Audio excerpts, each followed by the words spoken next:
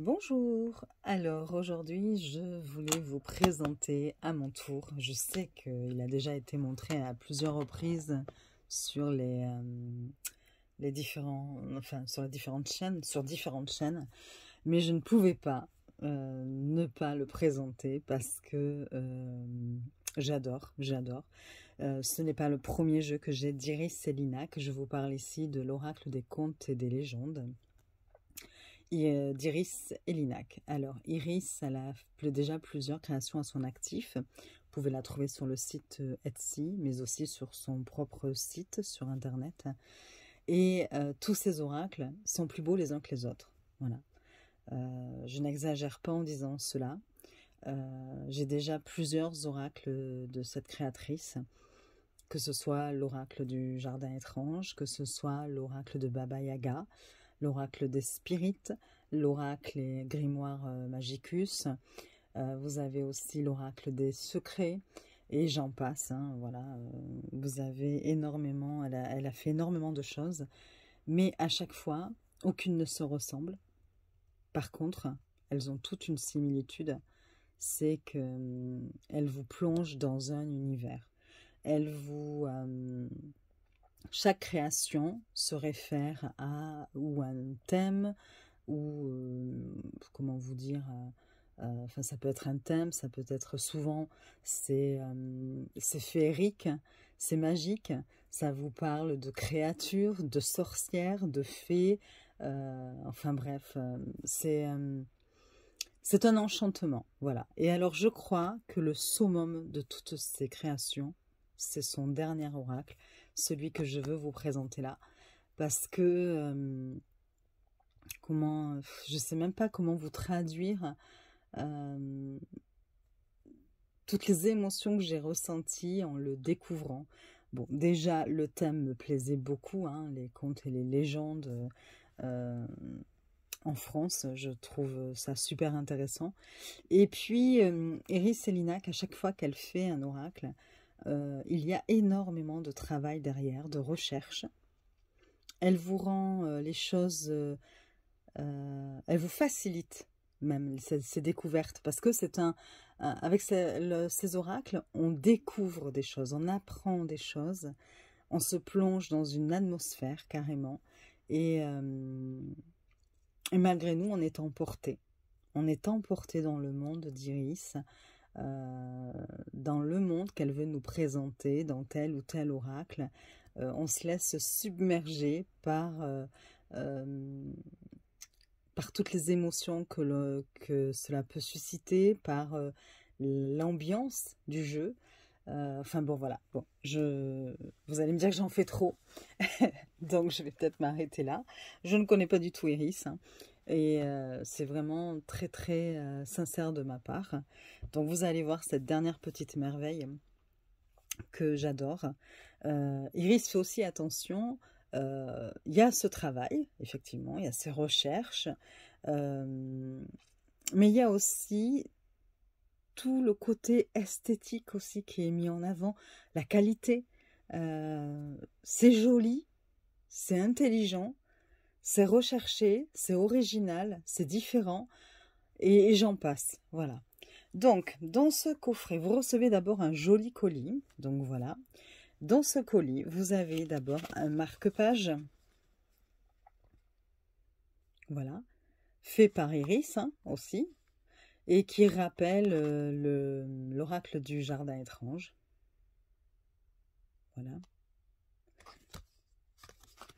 Vous avez ensuite, je ne sais pas par où commencer en fait, vous avez une enveloppe avec des petits secrets, des petits cadeaux à l'intérieur, mais je vous la montre après, parce que je vais d'abord vous présenter un petit peu le sujet de cet oracle, voilà. Ça vous aidera un peu plus à comprendre les cadeaux qu'il y a dedans. Donc, vous avez avec l'oracle un carnet de voyage. Donc déjà, je veux dire, on n'a pas 36 000 oracles qui vous proposent un livre pour accompagner les cartes dans ce format-là et qui se présente comme un carnet de voyage, vous voyez. Voilà. Donc, vous avez les pages qui sont couleur un peu sépia, vintage, quoi, hein, donc ils vont tout à fait avec le thème, hein. Et elle vous présente ça comme un journal de bord, un petit peu, comme un journal intime. Donc, j'ai envie quand même de vous lire ce qui se dit au début, comment c'est fait, parce que c'est ce qui donne tout l'intérêt aussi au jeu. Alors, le 29 décembre. Alors, est-ce que je vais arriver à lire à travers la caméra? Ça, c'est une autre histoire. Bon, je ne peux pas allumer plus de lumière en plus. Il a neigé ce matin. Un fin voile blanc couvre le sol pavé de la rue et les toits des maisons. Le soleil, revenu, fait scintiller la neige comme une poudre de fée avant de la faire fondre et de l'évaporer. J'écris afin d'y voir plus clair car un événement inexplicable est arrivé il y a peu, le lendemain de Noël. Ce jour-là, une vieille femme est venue me voir et je ne cesse d'y penser.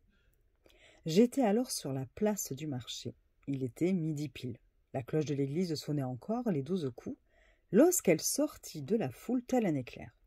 Elle s'arrêta net devant moi, me regarda fixement un instant, puis me tendit de sa main noueuse un petit colis. Je le pris machinalement.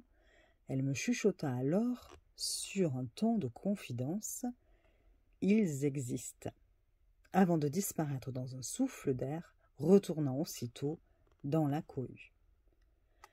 Je l'ai cherché partout au milieu de la foule du marché pour le lui rendre sans succès.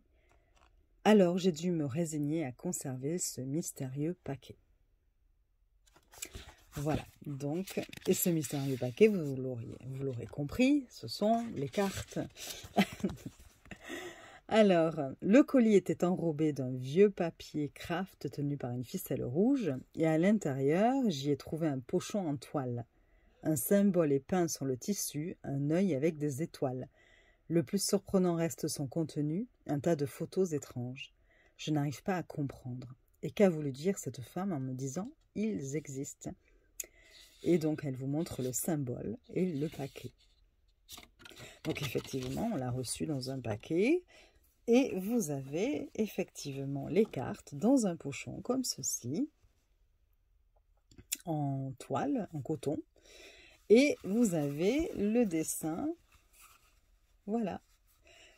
C'est un symbole d'iris que l'on retrouve, c'est un peu sa marque de fabrique que l'on va retrouver sur tous les pochons qui sont toujours de couleurs différentes en fonction des jeux. Et vous avez toujours ce symbole-là qui est représenté. Donc, effectivement, on le retrouve dans le livre. Le livre, comme vous pouvez le voir, est donc illustré avec de jolis petits dessins faits par Iris. Et c'est vraiment magnifique. Vous avez des petites photos. Ça le rend encore plus magique. Vous voyez? C'est... sincèrement, je le trouve magnifique. Mais bon. Donc, voilà. On continue. Donc, elle nous explique que la quarantaine de photos anciennes sur le support cartonné sont toutes numérotées et annotées à l'encre blanche. Vous verrez tout à l'heure. Hein. Mais ces photos énigmatiques, abîmées par le temps, semblent représenter des êtres issus de nos légendes.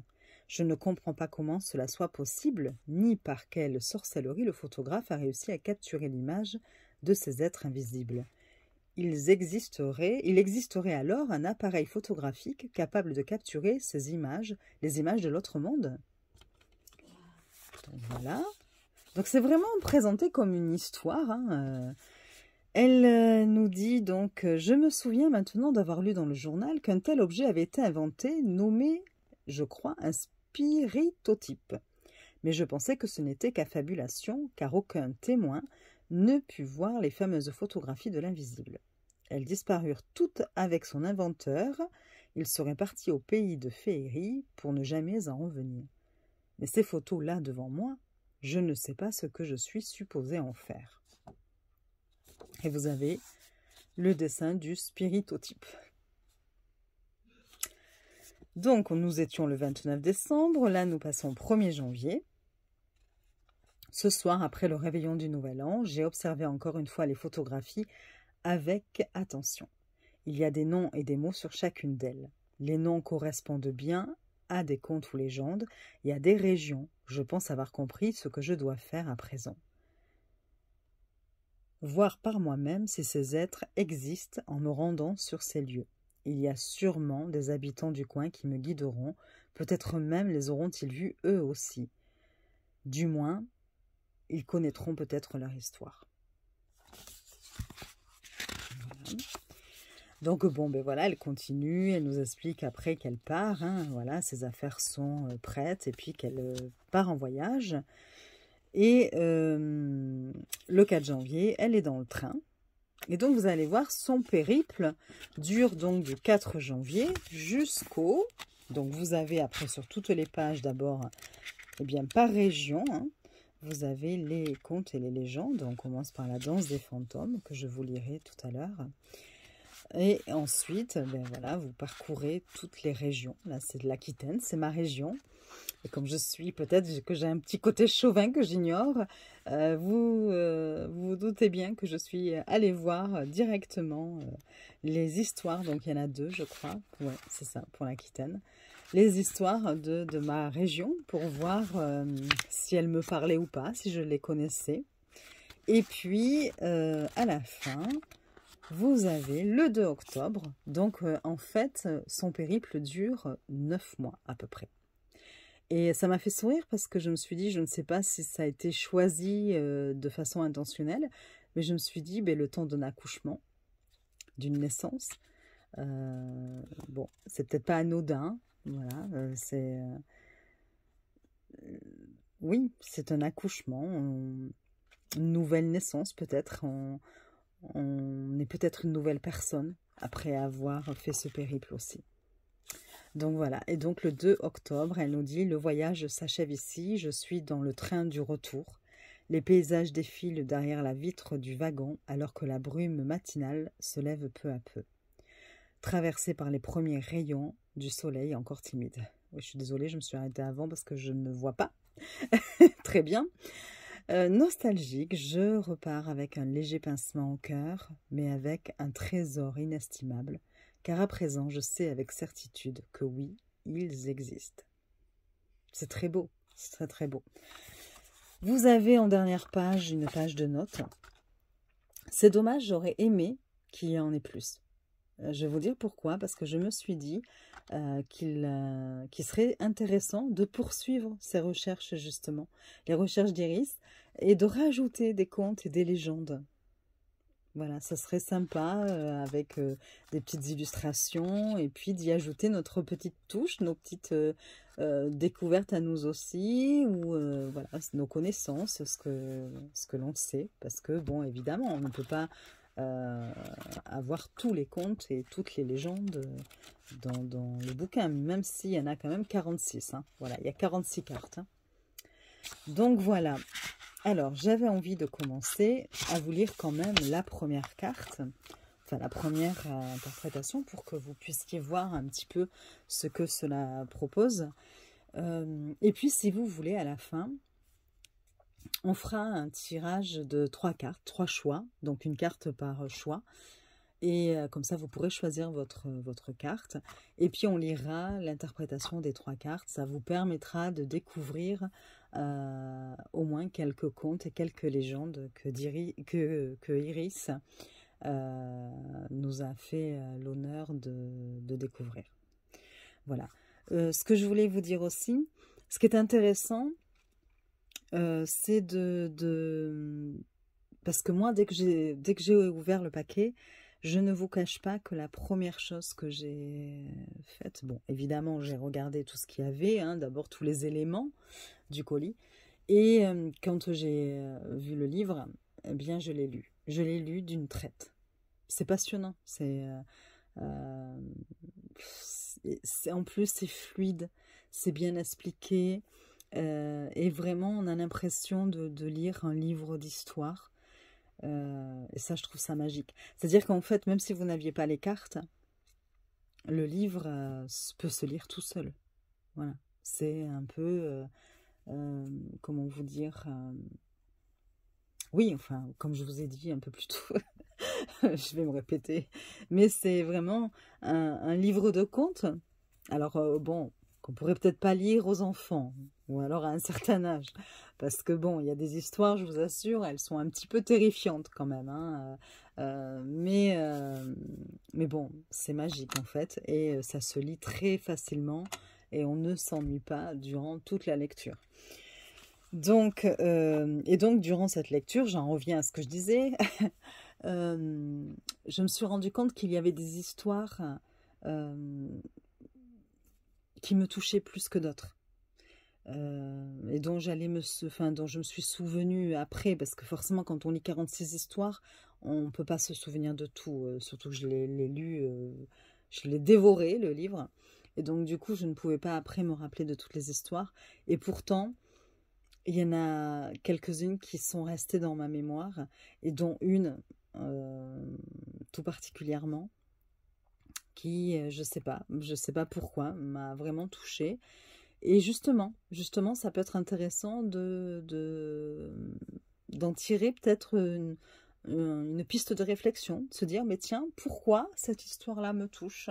Qu'est-ce qu'elle éveille en moi? Qu'est-ce qu'elle me rappelle dans mon histoire? Qu'est-ce que vous voyez? Je pense que ce jeu, ce n'est pas réellement un jeu divinatoire. Enfin, moi, je ne le qualifierais pas de cette façon-là. Il peut vous apporter des réponses, effectivement, mais quand même, tout comme les contes, hein, même vous voyez les films Disney, les dessins animés, très souvent il y a une moralité. Et bien là, voilà, il y a une moralité dans chaque histoire. On en tire une leçon, il y a une leçon à tirer, il y a des valeurs aussi qui sont mises en avant. Et donc justement, c'est pour ça que je le trouve très très intéressant, et ce serait dommage de le limiter à une utilisation simplement divinatoire. Non, non, ça va au-delà de ça, et je pense qu'on peut faire beaucoup de choses avec cet oracle. Bon, enfin, trêve de blabla. Alors peut-être qu'avant de vous lire, comme je vous le disais, la première histoire, donc la danse des fantômes, je vais quand même d'abord vous montrer un petit peu ce que contenait le coffret. Alors, je vous montre tout de suite. Vous aviez donc, comme je vous disais, les cartes qui sont dans un pochon. Et ces cartes se trouvaient dans cette enveloppe, vous voyez, qui rappelle, enfin la couleur est tout à fait adaptée au thème. Donc voilà, ça, vous avez vraiment l'impression de déballer un trésor ancien, quelque chose que vous auriez trouvé dans une vieille malle, dans un grenier. Et justement, c'est génial, quoi. Voilà. C'est tellement différent de ce que l'on peut avoir aujourd'hui, que j'ai trouvé ça génial. Et puis vous avez, vous voyez là ici, comme un petit seau. Voilà. Et les cartes étaient dedans. Bon, on verra les cartes après, évidemment. Et donc l'enveloppe. Dans l'enveloppe, vous avez, je vous l'ouvre, des petits cadeaux, des petites surprises qui vont évidemment avec l'oracle, hein. L'enveloppe, pareil, hein, couleur adaptée. Vous avez des petits stickers qui représentent, qui sont reliés effectivement à un des contes ou une des légendes. Donc voilà, vous avez là la chèvre d'or. La chèvre d'or, c'est une des histoires, hein. Vous avez Barbe Bleue. Qui ne connaît pas Barbe Bleue? Je crois que cette histoire-là m'a terrifiée enfant. Ensuite, vous avez Marie Grouette. Et justement, Marie Grouette est l'histoire qui m'a touchée. Et voilà, donc je me souviens, évidemment, après l'avoir lue, celle-ci, elle est restée dans ma mémoire. C'est l'histoire, je ne sais pas pourquoi, qui m'a vraiment émue, touchée. Bon, je vous la lirai, hein. Et vous avez la Galipote, qui pareil est quand même... il y a des histoires qui sont dures, hein, quand même, hein, je trouve. Hein, il y a vraiment des contes et des légendes qui sont dures, enfin bon, qui font vraiment flipper. Donc voilà. Ensuite, elle nous parle du spiritotype, hein, son étrange disparition. C'est un peu comme un article. Voilà. Vous avez aussi, hop, je retrouve, voilà, pareil, là, ici, comme une vieille lettre, quelque chose, je sais pas, j'ai eu du mal à savoir si c'était un certificat ou... ça me parle de citoyen bouilli.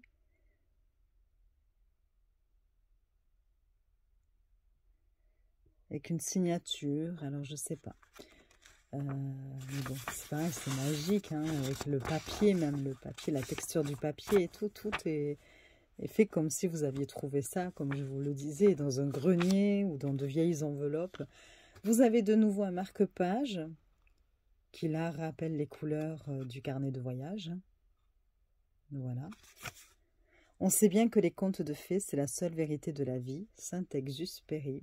Et toujours le logo d'Iris, avec un dessin qu'elle a fait elle-même.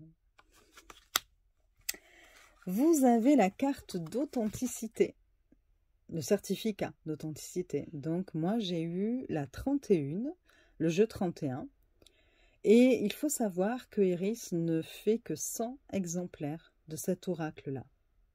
En tout cas, sous ce format-là, et avec tous ces petits cadeaux-là. Voilà.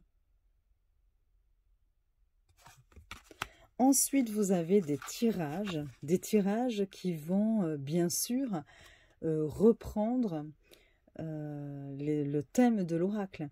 C'est-à-dire, ils correspondent, on ne va pas retrouver ces tirages-là dans tous les bouquins de tous les oracles. Pas du tout.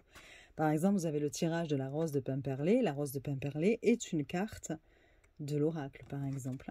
Le tirage de la Camcruz. Vous avez le tirage de Marie Grouette. Elle est encore là. Alors, par exemple, vous voyez, là, vous avez les temps, le contexte, les graouets, ce qui m'entrave, la grotte de vase, ce qui est caché, et la noyade, le risque ou la conclusion. Et donc, c'est un tirage en 4 cartes. Vous avez le tirage de la Dame Blanche. La Dame Blanche, pareil, qui est une carte de l'oracle.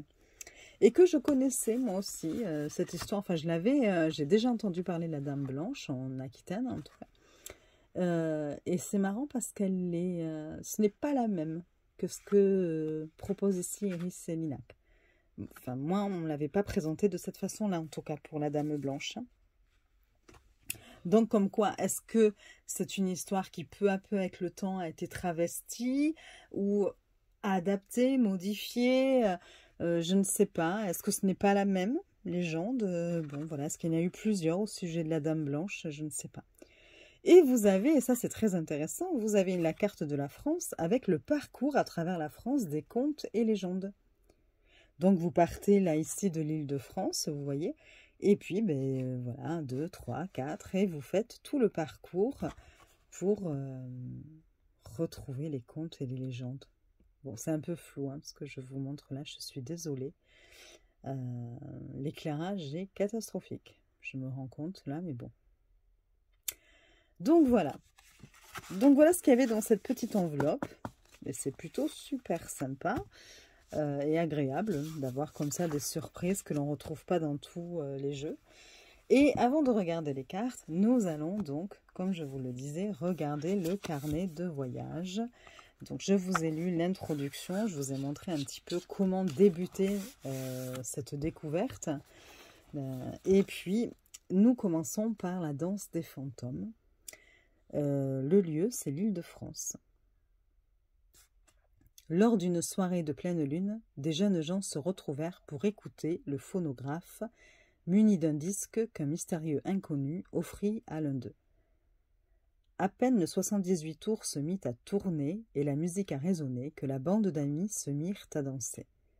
Leurs jambes semblaient ensorcelées, et dans cette danse folle, pleine de gaieté, ils sortirent de la maison en se suivant joyeusement. Ils déambulèrent ainsi dans les rues jusqu'au cimetière. Et leur valse continua des heures, des jours durant, pour s'achever 6 pieds sous terre. On dit que leurs fantômes reviennent danser à chaque pleine lune, et qu'ils dansent sur cette musique diabolique avec toujours autant de frénésie. Donc là, vous avez, hop, comme un petit article. Interprétation. La joie se partage à plusieurs et elle crée nos plus beaux souvenirs. Ce sont des petits moments de bonheur nécessaires à la vie. Mais si se laisser emporter par la gaieté est grisant, faut-il pour autant perdre la raison? On peut danser tout en gardant les pieds sur terre afin de ne pas perdre la tête. Vous voyez, il y a toujours une sorte de moralité quand même, hein, une petite morale. Hein. Donc là, vous avez le dessin, donc la danse macabre de Wohlgemuth. On ne voit pas très bien, je suis désolée. C'est vraiment dommage, ça ne fait pas honneur aux illustrations d'Iris. J'ai entendu une musique de bal musette entre les tombes. Voilà ce qu'il y a décrit ici, sur l'illustration. Voilà. Et donc, j'avais envie de vous lire cette première histoire parce que, bien sûr, quand j'ai commencé à lire, ma curiosité ne s'est pas arrêtée là. Et j'ai tout de suite cherché ce qu'était la danse macabre, le son. Et j'avais envie de vous le faire écouter parce que je trouve que du coup, ça plante direct le décor du jeu, de l'ambiance. Donc, je vous fais écouter. J'espère qu'on va pouvoir entendre parce que je mets la musique sur mon autre téléphone et je vous le mets un petit moment.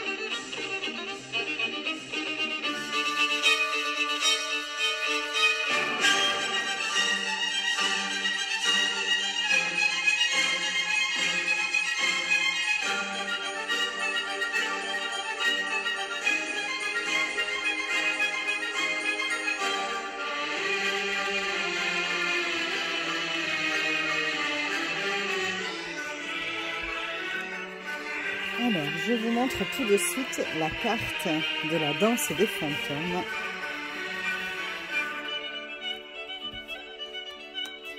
Qui est comme ceci.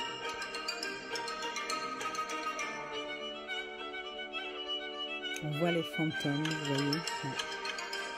Pas beaucoup de luminosité.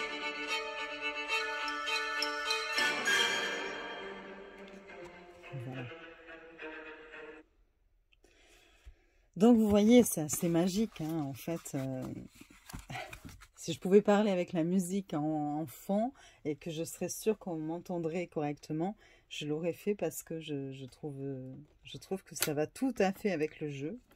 Et donc voilà, donc je vais vous mettre peut-être un peu plus de lumière. Hop, je branche cela parce que je trouve qu'on ne voit pas très bien. Et voilà, c'est un peu dommage. Alors, donc je vous disais... Ah ben oui, mais c'est pire. Oui, donc non, ce n'est pas une bonne idée ce que je viens de faire. Je suis désolée. Hop là, parce qu'après on a la... C'est dommage en fait, mais bon. Voilà, donc vous avez les fantômes, on les voit là en fond descendre. Alors c'est vrai que ma première impression quand même, je dois le dire, hein, je le reconnais, quand j'ai ouvert les cartes, je les ai trouvées super sombres. Je me suis dit, oh là là, je ne sais pas pourquoi, en plus je devais être dans ma cuisine, il ne devait pas faire très beau ce jour-là, donc peut-être que j'étais un petit peu, sans m'en rendre compte, dans une semi-pénombre. Et en fait, quand j'ai commencé à faire ça, je me suis dit, oh là là, mais tout me semblait foncé. Là, vous voyez, sous la lumière, Bon, j'ai deux lampes, donc là, on distingue bien des couleurs, on distingue bien les dessins. Après, évidemment, hein, des fois, les fantômes, les êtres, les créatures, les sorcières, il faut un petit peu les chercher dans la carte, et c'est ce qui en fait toute la magie, hein, aussi. Hein. C'est ce qui lui donne en plus un côté mystérieux, mystique, voilà. Bon, alors la qualité des cartes est top. Hein. Je pense que c'est du 400 mg, je pense, hein, parce que vraiment, elles sont épaisses. Très bonnes. La grandeur des cartes par rapport à un tarot, hein, je vous dis comme ça, tout le monde sait un petit peu la taille d'un tarot. Donc la largeur, voilà, hein, beaucoup plus large, plus haut. Voilà, donc ce sont de belles cartes quand même. Hein. Et puis le dos, voilà, qui va aussi hein, complètement avec le sujet, voilà, de l'oracle au centre. Hop. Vous avez ce dessin là, je ne sais pas si vous arrivez à bien le voir. Donc voilà, enfin, c'est très joli quand vous faites ça, vous voyez, vous avez la bordure noire comme ceci. Ici vous avez du marron, enfin c'est, oui, comme du papier vieilli là encore, donc ouais, je crois que ça aurait pas pu être mieux, voilà. Donc voilà, donc je vous ai lu cette première histoire, La danse des fantômes, et dont les mots-clés sont la gaieté, l'enthousiasme et l'entrain. Vous avez à chaque fois sur les cartes, donc 3 mots-clés, comme elle le disait dans son journal de bord, des inscriptions en blanc sur les cartes. Et puis voilà, et vous avez des détails au fond que vous pouvez regarder. Bon, ici on ne voit pas très bien la vidéo, hein, sur la vidéo, mais bon. Voilà pour la première carte. Vous avez le lièvre de Bondy. J'adore aussi l'histoire. J'aurais envie en fait de vous parler de toutes les histoires. Hein. Mais bon, ça pourrait faire très très long. Puis si vous avez envie d'acheter le jeu, il faut quand même garder une part de mystère. Et puis le plaisir de découvrir pour vous aussi.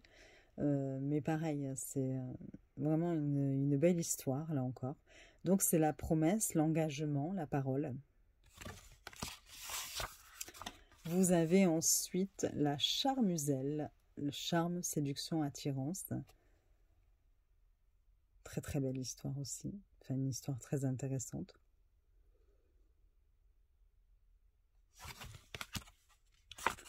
Le Warabouk, créativité, inventivité, imagination.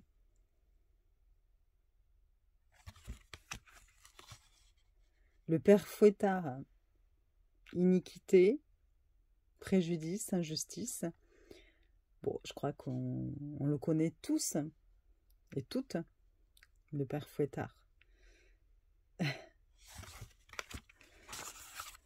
Les Berglottes, travail, talent, savoir-faire. Travail dans une mine. Vous avez ensuite la Dame Blanche, ce que je vous disais, dévoiler, révélation, clarté. Ouh. Et moi, je fais des bêtises. Alors, attendez. J'essaie de le repositionner, qu'il tienne.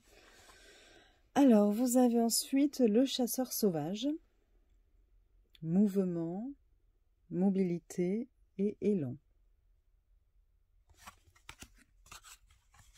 Le géant de Munster, repos, sérénité, accomplissement.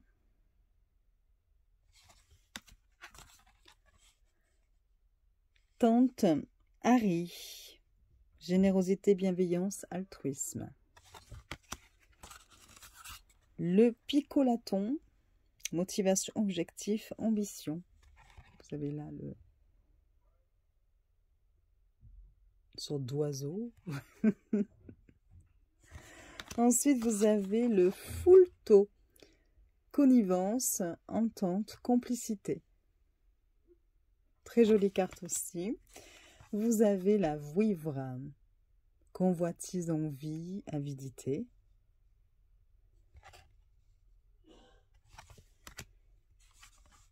La Beuphénie, gestion, précaution, prévoyance. Alors que c'est vrai comme ça, les mots-clés, si on n'a pas lu les histoires, Ça ne nous parle pas vraiment par rapport à l'image, hein. C'est un peu compliqué de retrouver les mots-clés par rapport à l'illustration quand même, hein. Enfin, pas pour toutes, mais bon. Le tempestaire, justice, équilibre, ordre.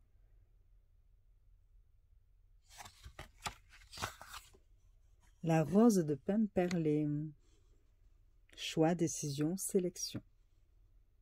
Très jolie carte. La chauve-vieille, la choche-vieille.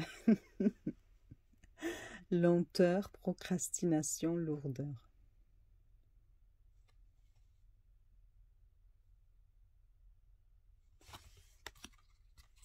La chèvre d'or. Richesse, abondance, bonne fortune. La tarasque. Contrariété, anxiété, perturbation. Le dahu. Adaptation, ajustement, résilience.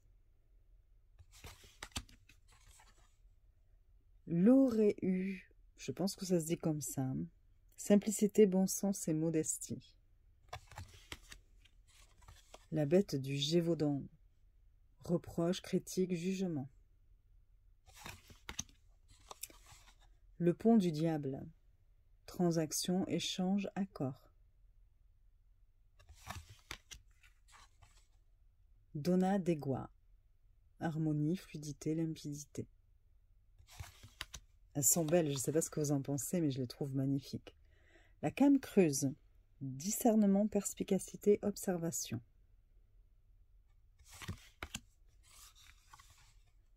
Le cheval fée. Aventure, découverte, exploration.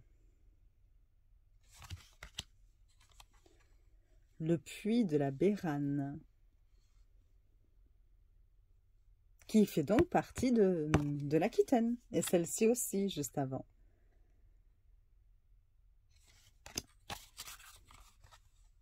Donc le puits de la Bérane, lâcher prise, détachement, renoncement. La bonne fontaine. Guérison, amélioration, bénédiction. Le lébérou. Influence, incitation, manœuvre. Le sanglier garou. Cadeau, bienfait, reconnaissance. La louve garou. Limitation, contrainte, entrave. Le chêne des sorciers. Réunion, rassemblement, retrouvailles. Très joli. Le carroir du chêne à la bouteille. Divertissement, distraction, diversion. Mélusine. Confiance, honnêteté, sincérité. La grande goule. Expression, communication, message. La galipote. Changement, cycle, évolution. Barbe bleue. Solidarité, entraide, soutien. La velue. Protection, défense, préservation. Les corrigans. Respect, limite, intégrité. La ville 10. Oubli, ignorer, déni. L'encou. C'est le deuil, l'achèvement, la cessation. Vous voyez, on voit, enfin, on a du mal à le discerner, mais là, il y a le squelette. Hein. Il y a la mort. Avec sa brouette.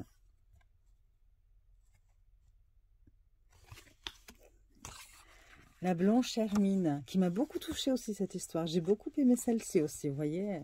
Avec celle de Marie Grouette, il y avait aussi la blanche hermine. Valeur, dignité, amour-propre. La Milorraine. Patience, douceur, diplomatie. les lavandières de nuit, doute, confusion, incohérence. Marie Grouette, regret, amertume, peine. Regardez.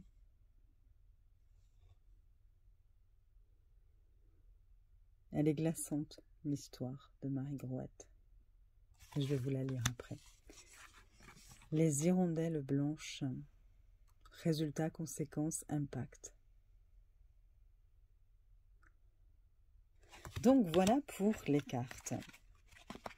Alors, je vais quand même vous lire, depuis le temps que j'en parle, Marie Grouette quand même, parce que je vous en ai parlé et que cette histoire m'a touchée. Voilà. Donc c'est la carte 45.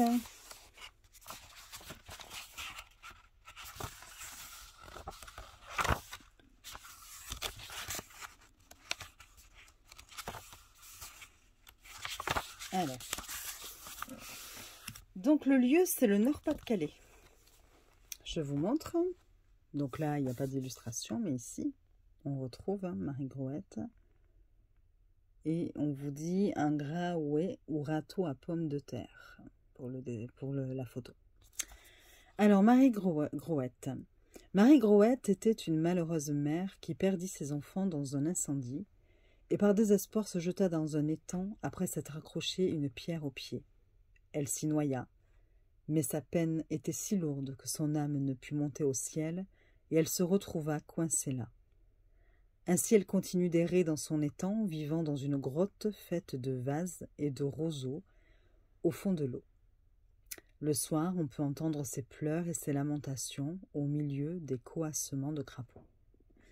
Afin d'apaiser sa tristesse ou bien pour combler le manque, elle amène alors dans sa grotte les enfants qui s'approchent trop près de l'eau, les noyant presque malgré elle. Mais leur âme, encore innocente, ne reste pas sur cette terre contrairement à la sienne. Alors elle se retrouve de nouveau seule comme avant. Sa peine ainsi est infinie.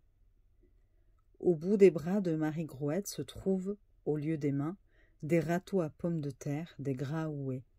Cela lui permet de mieux attraper les enfants qui se penchent au-dessus de l'eau, les piégeant dans ses griffes en bois pour les entraîner au fond de l'étang, tout en pleurant et se désolant.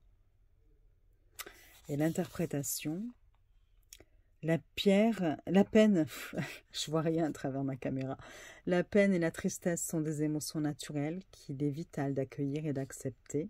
Cependant, dans ces états, il est préférable de ne pas trop s'y attarder ou de se victimiser, car telle une gangrène, elle peut contaminer d'autres que nous-mêmes. L'acceptation est un premier pas vers sa résolution avec une bonne dose de compassion. Voilà, je trouve cette histoire très touchante. Bon. Et j'ai essayé de faire moi-même du coup les recherches un petit peu sur internet, voir s'il y avait d'autres éléments.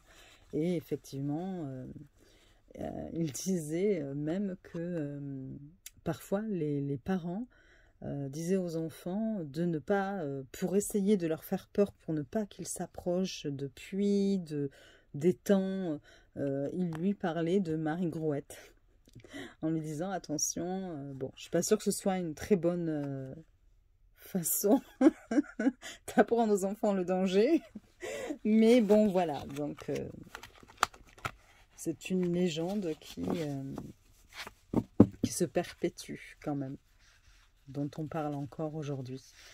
Donc comme je vous proposais tout à l'heure, je vais tirer 3 cartes, hop, et vous lire les 3 cartes. Je fais un peu de place, j'en mets un peu partout, je ne vais pas retrouver mes affaires après. Hop là, donc on va mélanger les cartes et puis vous allez pouvoir choisir une carte. Hop.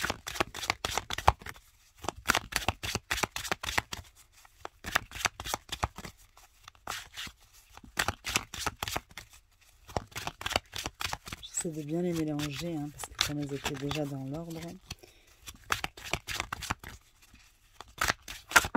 Bon, après, comme je les étale de toute façon. Alors, Hop là, je coupe. Et on y va. Alors, elles glissent très très bien, les cartes. Premier tas. Deuxième. Elles sont assez grandes. Est-ce que c'est bien dans la caméra, dans le cadre? Oui. Et troisième. Alors, donc je vous laisse choisir. Vous pouvez mettre pause si vous voulez. Et pour le choix numéro 1, nous avons... Oh là là, mais vous imaginez, Marie Grouette, regret, amertume, peine. Bon, je crois que ce n'est pas la peine que je vous relise l'histoire, puisque je viens juste de le faire. C'est marrant quand même. Hein. Voilà, donc si vous avez pensé à une situation ou que vous êtes posé une question, voilà, on vous parle quand même ici de regret. Voilà, peut-être que vous avez quelque chose que vous avez du mal à digérer. Voilà. Bon. La deuxième carte, nous avons la choche vieille. Lenteur, procrastination, lourdeur. Donc nous allons regarder tout de suite. C'est la carte 17. Et donc le lieu, c'est Rhône-Alpes. Voilà. La choche vieille porte aussi les noms de coque vieille et chauchy vieilli, qui évoquent tous la même chose, le cauchemar. Ce fantôme de la nuit ressemble à une vieille femme, sorte d'effroyable sorcière au visage pâle comme la mort. Lorsque tout le monde dort, c'est elle qui cause les pesanteurs, les cauchemars et les terreurs nocturnes. Elle passerait par le trou d'une serrure ou sous une porte dans un filet d'ombre et se faufilerait ainsi jusqu'à sa proie assoupie. C'est dans le sommeil profond qu'elle s'agrippe alors et se pose sur le corps de sa victime afin de l'écraser sous son poids mort. Cette chimère nuisible erre depuis la nuit des temps et se nourrit de la peur qu'elle provoque en étouffant les braves gens. Voilà. Et donc l'interprétation, donc là vous avez la photo. Et puis vous avez la choche vieille passe par les trous de serrure. C'est ce qu'il y a décrit ici à côté de l'illustration. Alors, l'interprétation... Il arrive que nous ne trouvions pas la motivation nécessaire pour continuer nos projets ou même pour effectuer de simples tâches quotidiennes, comme si nous étions sous l'emprise d'un poids invisible. Tout semble pénible et difficile, alors on remet à plus tard et on ne finit pas ce que l'on entreprend. Ce peut être dû à un épuisement, dans ce cas le repos sera de mise, ou bien la cause est une peur enfouie qu'il nous faudra affronter pour avancer. Voilà. La choche vieille. Je ne sais pas si vous avez eu le temps de bien la voir. Je vous la remontre.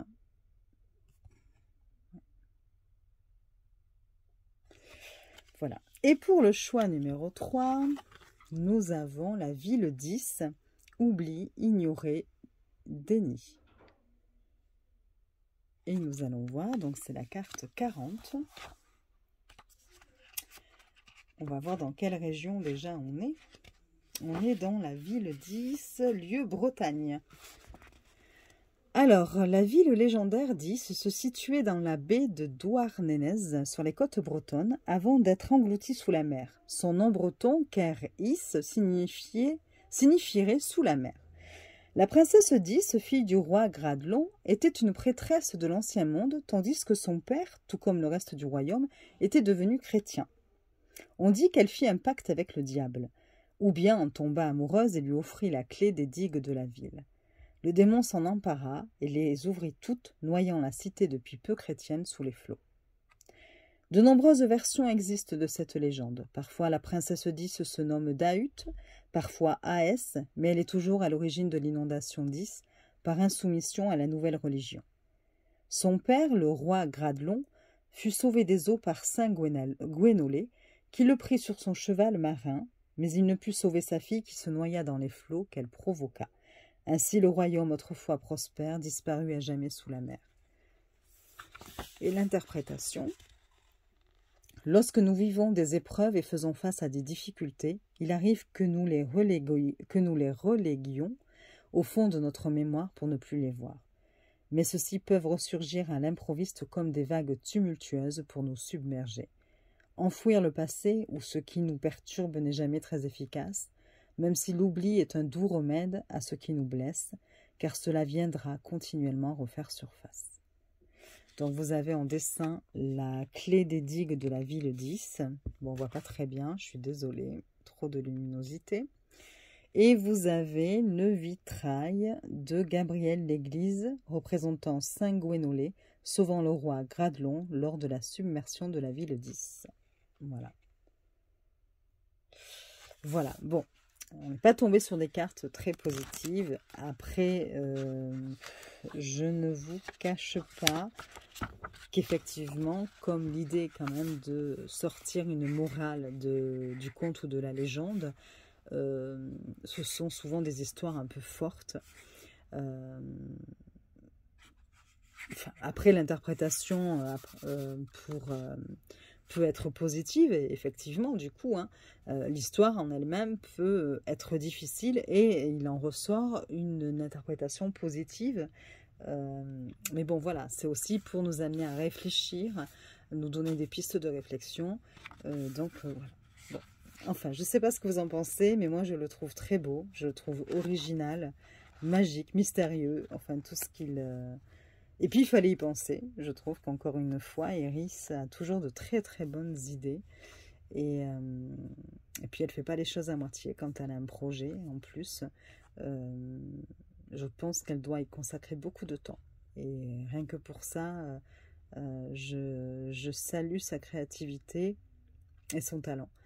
Donc voilà, j'espère que cette vidéo vous aura plu, que vous ne l'aurez pas trouvée trop longue. Je suis désolée, je me suis peut-être un peu emballée, mais je suis tellement passionnée par cet oracle et agréablement surprise que j'avais envie de vous le partager.